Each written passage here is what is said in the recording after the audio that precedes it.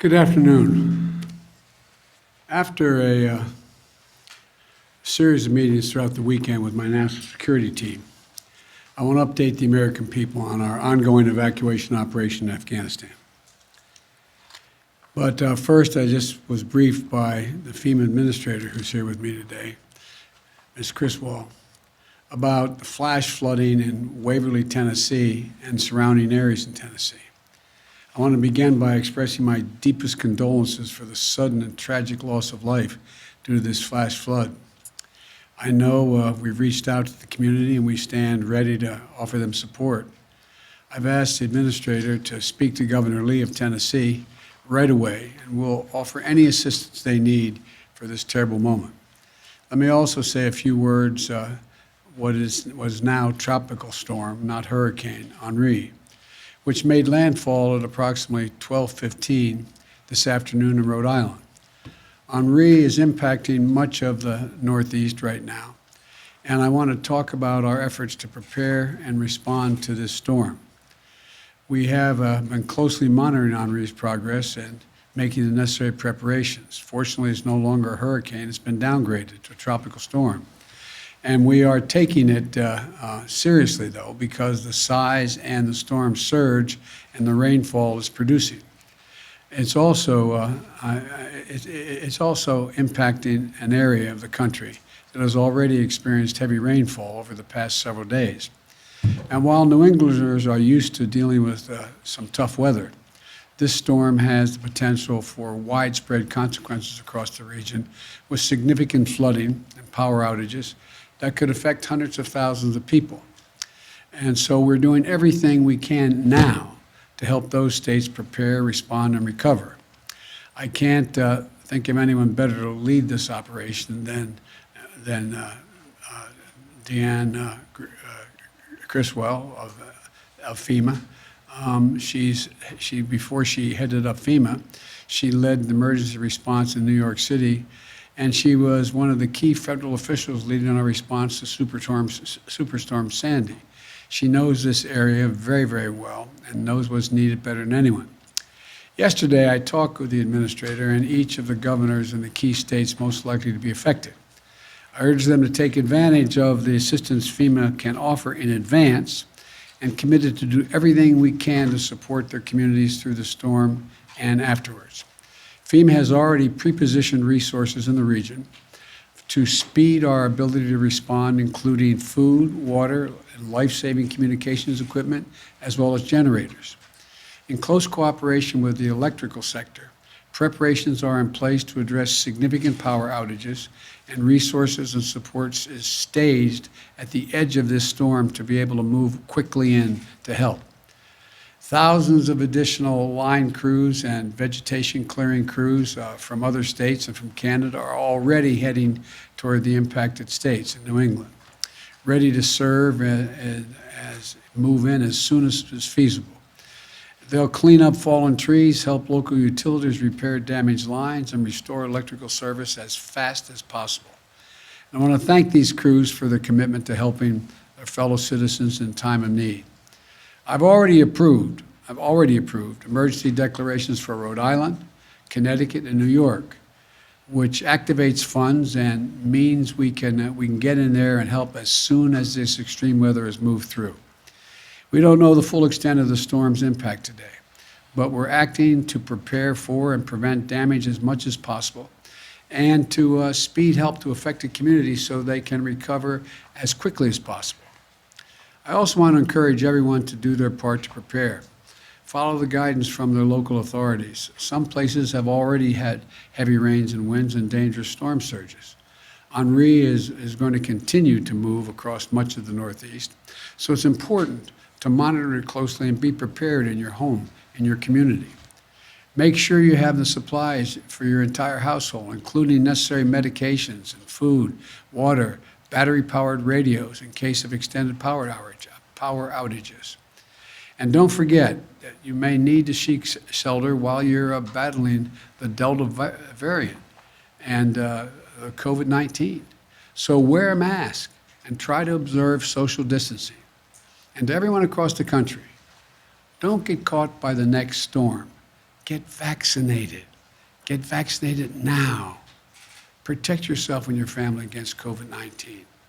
It's going to be a vital part of emergency preparedness this year, for the remainder of this year. Now let me turn to Afghanistan.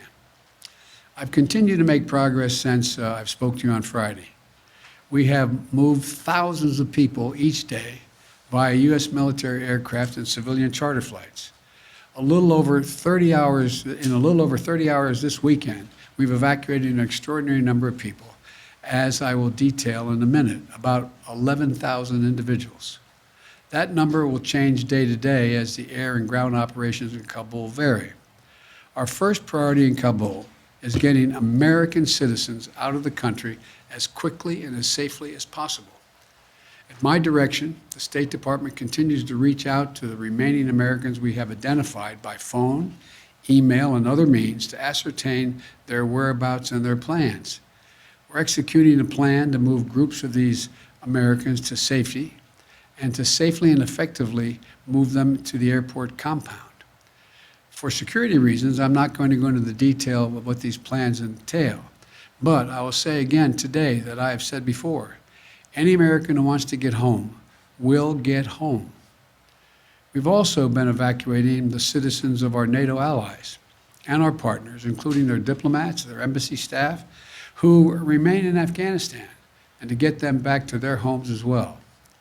And as we do this, we're also working to move our Afghan allies who stood with us side by side and other vulnerable Afghans, such as women leaders and journalists, out of the country. As of this morning, we have evacuated nearly 28,000 people since August the 14th on both U.S. and coalition aircraft, including civilian charters, bringing the total number of people we've evacuated since July to approximately 33,000 persons. In one 24-hour period this weekend, 23 U.S. military flights, including 14 C-17s, 9 C-130 flights, left Kabul carrying 3,900 passengers. We see no reason why this tempo will not be kept up. During the same period, our military facilitated another 35 charter flights, carrying an additional 4,000 evacuees to other countries that are taking them out. Altogether, we lifted approximately 11,000 people out of Kabul in less than 36 hours. It's an incredible operation. Let me be clear. The evacuation of thousands of people from Kabul is going to be hard and painful, no matter when it started, when we began.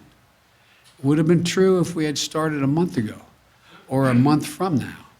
There is no way to evacuate this many people without pain and loss of heartbreaking images you see on television. It's just a fact. My heart aches for those people you see. We are proving that we can move those thousands of people a day out of Kabul. We're bringing our citizens, NATO allies, Afghanis who in fact has helped us in the war effort, but we have a long way to go, and a lot could still go wrong. But to move out 30,000 people in just over a week, that's a great testament to the men and women on the ground in Kabul and our armed services. It also reflects a tireless diplomatic effort. In order to keep a steady flow of planes taking off from Kabul and maximize our evacuation capacity, we have quickly stood up an unprecedented global effort and established a series of processing stations in third countries. In short, we're not flying them directly to their country, we're flying to these processing stations, where we're working with more than 24 countries across 4 continents. We've secured agreements with across the Gulf, in Central Asia, and in Europe, including processing centers in Qatar, Germany, Kuwait, Spain, and elsewhere. It allows us to sort and process these evacuees. These transit centers provide a safe place for the SIV applicants and other vulnerable Afghanis and their families to complete their paperwork while we conduct security screenings and background checks before they continue on to their final destination in the United States or in another country, one of our NATO allies as well. And so from Asia to Africa, from Europe to the Western Hemisphere, nations are making generous offers to support resettlement efforts. And I've been in personal contact with the leaders of many countries, including Qatar, Germany, Spain, Italy, the UAE, and others. They're making vital contributions. To thank them for their support and to discuss how we can continue to coordinate our efforts in Afghanistan moving forward is the reason why I continue in contact with them. And I want to again thank all of our partners for their continuing to stand together. We've also activated the first stage of what's referred to as the Civil Reserve Air Fleet to help with the onward movement of evacuees from these transit centers. Our military aircraft and others will get them to these centers, but then we're going to get the Civil Reserve Fleet. It's a program was designed in the wake of the Berlin airlift after World War II to use commercial aircraft to augment our airlift capacity. This is a voluntary program for our commercial airlines, and we're grateful for those airlines and the U.S. carriers who are supporting us. This effort will only use 3 or 4 planes from each of the major carriers, vast fleets of aircraft, so there should be no effect or a minimal effect on commercial air travel. And we'll stay in close coordination with our partners to mitigate any impact. These Civil Reserve flights will be helping facilitate the safe movement of people from staging locations and transit centers like Qatar or Germany to the United States or to a third country. None of them will be landing in Kabul. Now, the American aircraft, as part of this, will not be going to any country but the United States. As this effort unfolds, I want to be clear about 3 things. 1, planes taking off from Kabul are not flying directly to the United States. They're landing at U.S. military bases and transit centers around the world. Number 2, at these sites where they're landing, we are conducting thorough scrutiny, security screening for everyone who is not a U.S. citizen or a lawful permanent resident. Anyone arriving in the United States will have undergone a background check. Number 3, once screened and cleared, we will welcome these Afghans who helped us in the war effort over the last 20 years to their new home in the United States of America, because that's who we are. That's what America is. You know, I've been touched by the outpouring of support that we've seen from communities, organizations across America mobilizing to support these efforts. So many of these Afghans stood bravely by U.S. troops in Afghanistan. And now, the United States, including veterans groups, refugee settlement agencies, religious organizations, and so many others, are standing with our Afghan allies. It exemplifies the best of America. And I want to say again, just how difficult this mission is and how dangerous the dangers it poses to our troops on the ground. The security environment is changing rapidly. There are civilians crowded at the airport, although we've cleared thousands of them. We know that terrorists may seek to exploit the situation and target innocent Afghans or American troops. They're maintaining constant vigilance we're maintaining the constant vigilance to monitor and disrupt threats from any source, including the likely source being ISIS-K, the Afghan affiliate referred to as ISIS-K. But we're under no illusions about the threat. I said on Friday, ISIS-K is a sworn enemy of the Taliban, and they have a history of fighting one another. But every day we have troops on the ground. These troops and innocent civilians at the airport face the risk of attack from ISIS-K from a distance, even though we're moving back the perimeter significantly. We're working hard and as fast as we can to get people out. That's our mission. That's our goal. And our determination to get every American citizen home and to evacuate our Afghan allies is unwavering.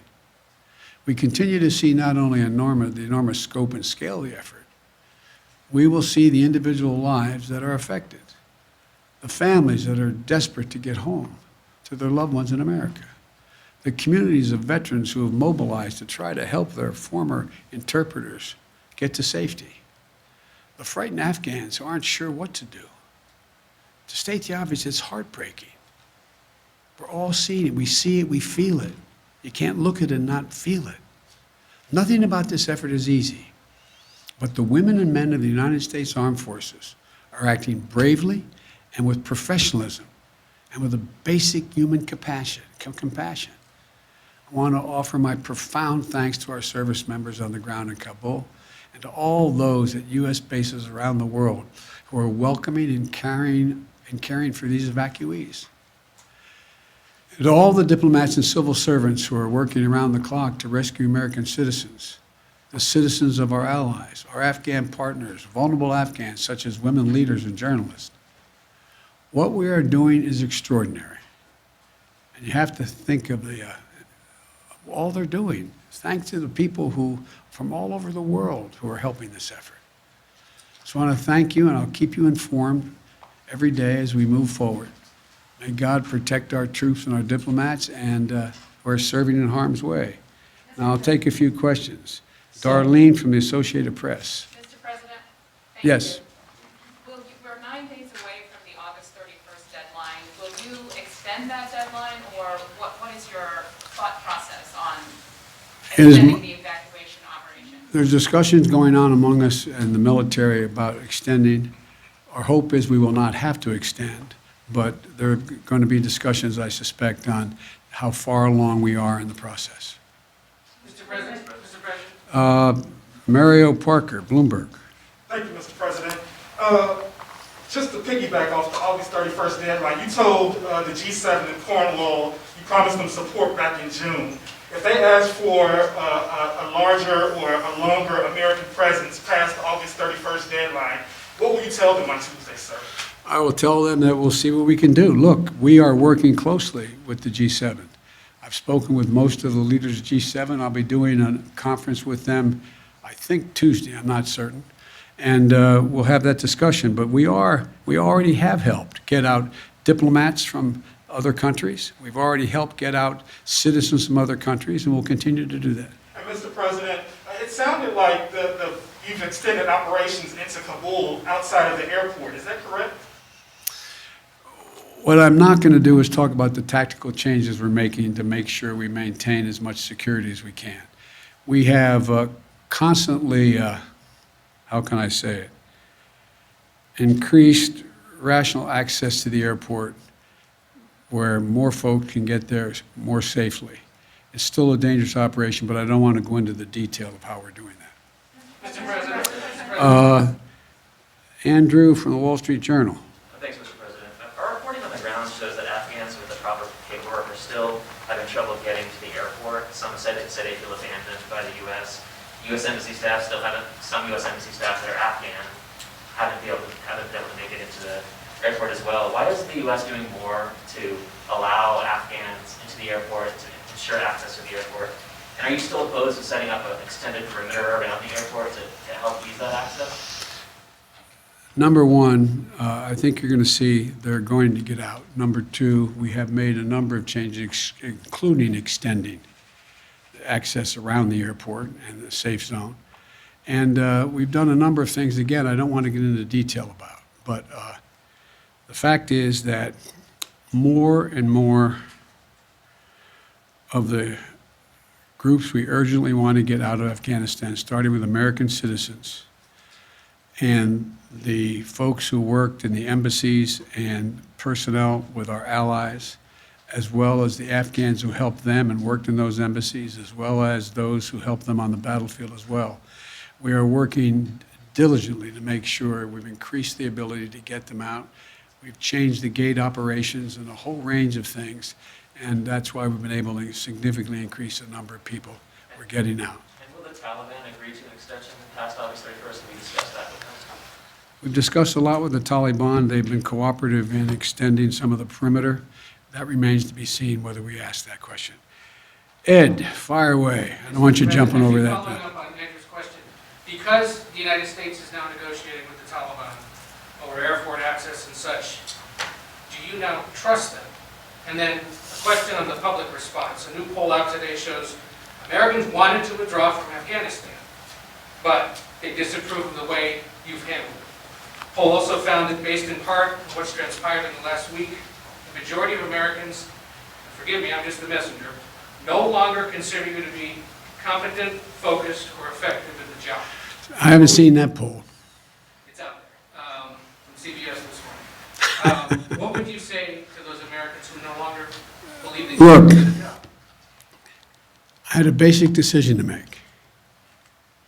I either withdraw America from a 20-year war that, depending on whose analysis you accept, cost us $150 million a day for 20 years or $300 million a day for 20 years, who, and I carry this card with me every day, and who, in fact, where we lost 2,448 Americans dead and 20,722 wounded. Either increase the number of forces we keep there and keep that going, or I end the war.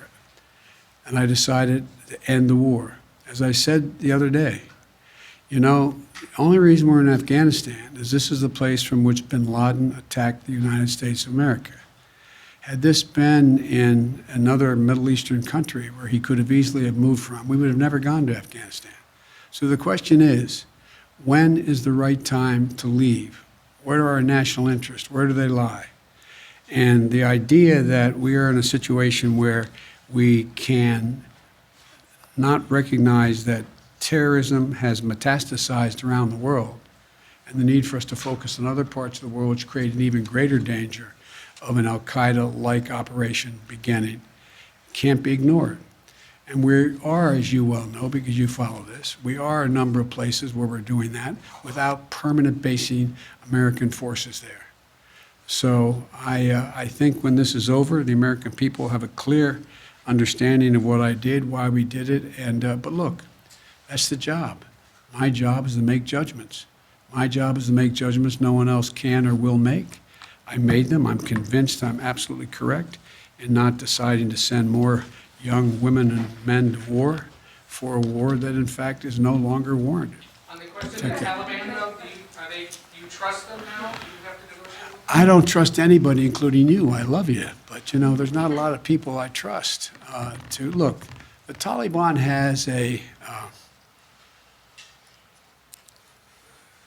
Taliban has to make a fundamental decision. Is the Taliban going to attempt to